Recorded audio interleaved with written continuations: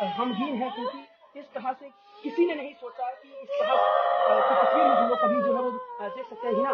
लेकिन इस वक्त कैसे डिस्क्राइब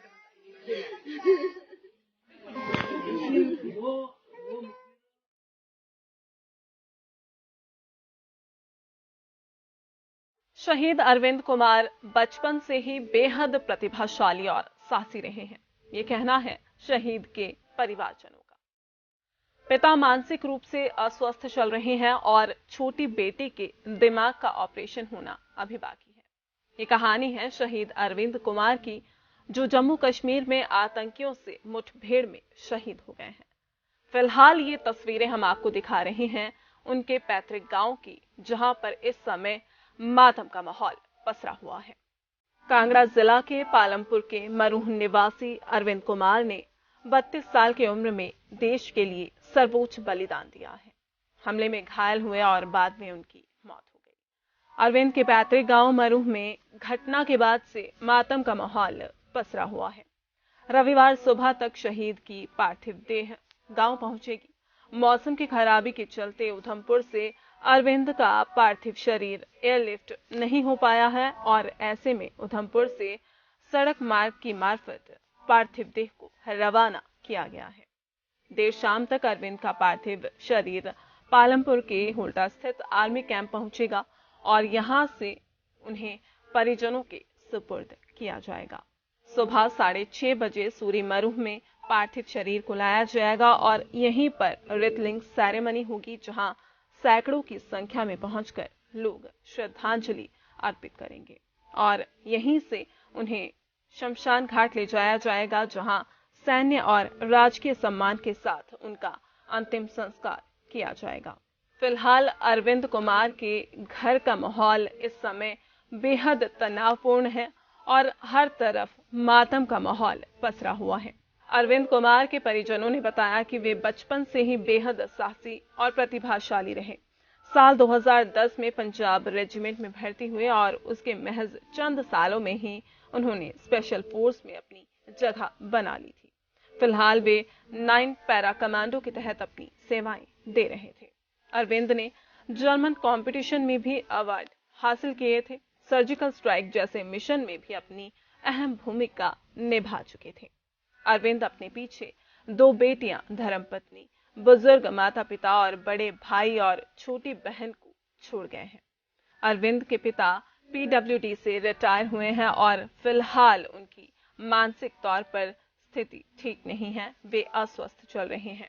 अभी जनवरी महीने में अरविंद कुमार घर आए थे और उनकी छोटी बेटी के दिमाग की बीमारी का ऑपरेशन करवाना था, लेकिन अभी बेटी का इलाज और ऑपरेशन होना बाकी था।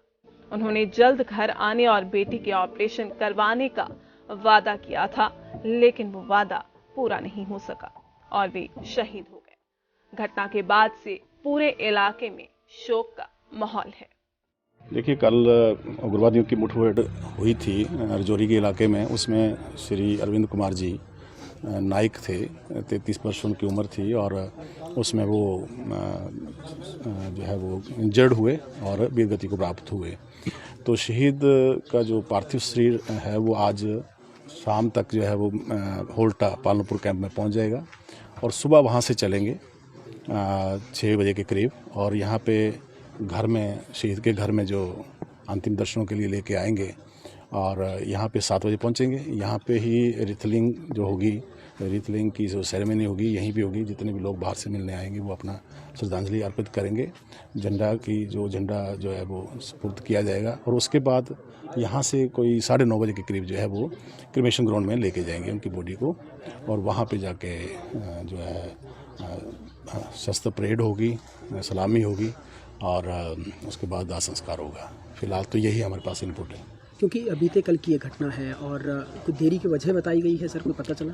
नहीं, देरी की कोई वजह नहीं है क्योंकि वो अंदर कहीं जंगलों में हुआ था तो उसको लाने में जो है, और बाई रोड लेके आ रहे हैं, इसलिए थोड़ी सी देर हो रही है। सुबह 9 बजे की बॉडी चली है बाई रोड, तो शाम को 5 बजे के करीब, 4 या 5 बजे के करीब पहुंचेंगी। तो इनका अपना प्रोटोकॉल होगा कोई कैंप में, उसके बाद सुबह ही इसको जो है किए, क्योंकि सनसेट के बाद यहाँ पे करते भी नहीं है अंतिम संस्कार, तो इसलिए कल ही अंतिम संस्कार होगा। प्रशासन की ओर से क्या इंतजाम किए गए हैं यहाँ? प्रशासन की तरफ से हमारा जो रिलीफ एकदम से इमीडिएट दिया जाता है, वो 5 लाख का हमने जो है इस गरीब फैमिली को दिया है, उसकी मिसेज को दिया है।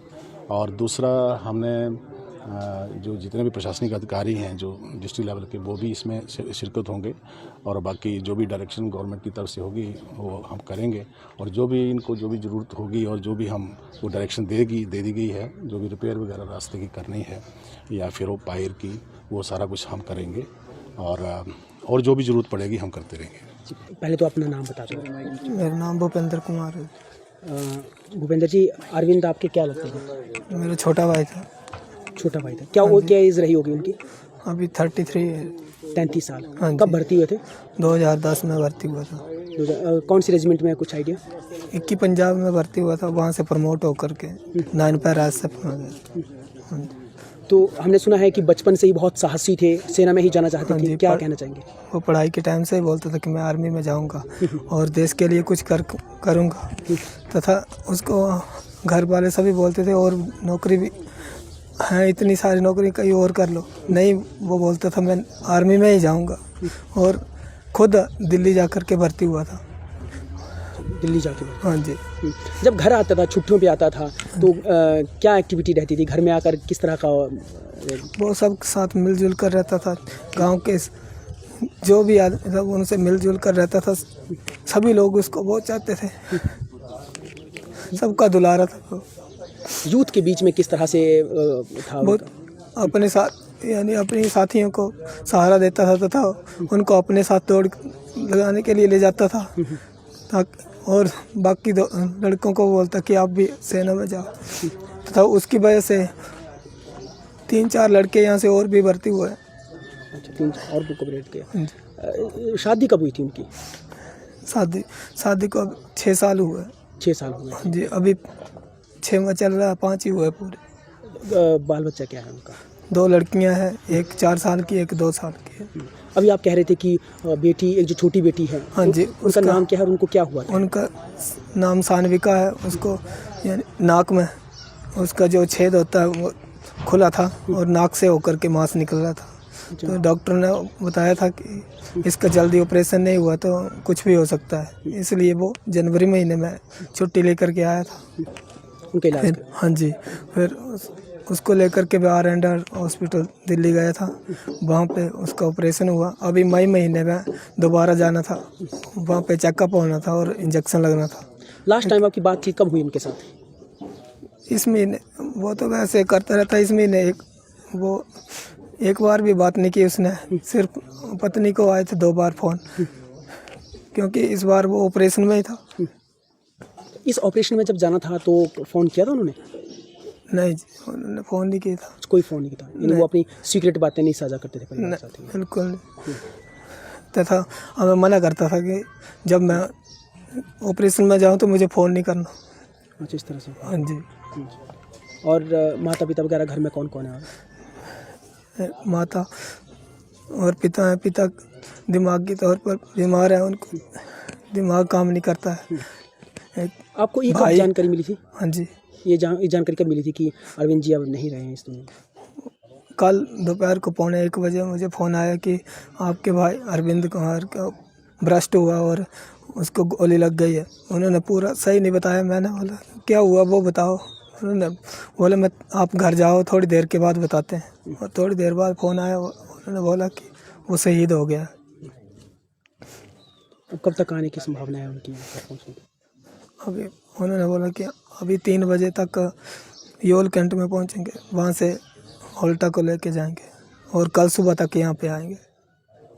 कोई आया भी वहाँ से? कोई? हाँ जी, आए थे, अलालाल से आए थे 2 से। हाँ जी।